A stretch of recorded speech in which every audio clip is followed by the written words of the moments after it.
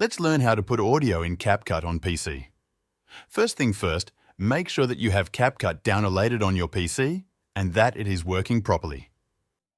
Next step is open a project you would like to put audio on. In this case, I will use old one, but you can always create new project.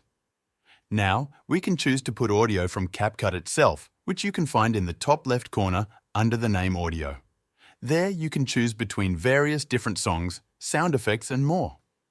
After finding desired audio, you can either drag and drop it to the timeline, or you can click on the little blue plus on the audio, which will add it to the timeline.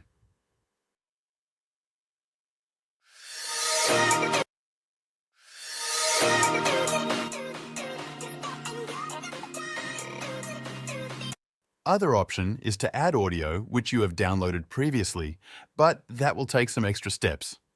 First, we have to click on Import button, which you can find in your top left corner, and that will allow you to import new files. Find the file that you downloaded and import it into CapCut. Add it to the timeline using the same options as before. Sa time sve ovo što sam pričao pre, ja znam da ove... And that is it. Make sure to subscribe to channel.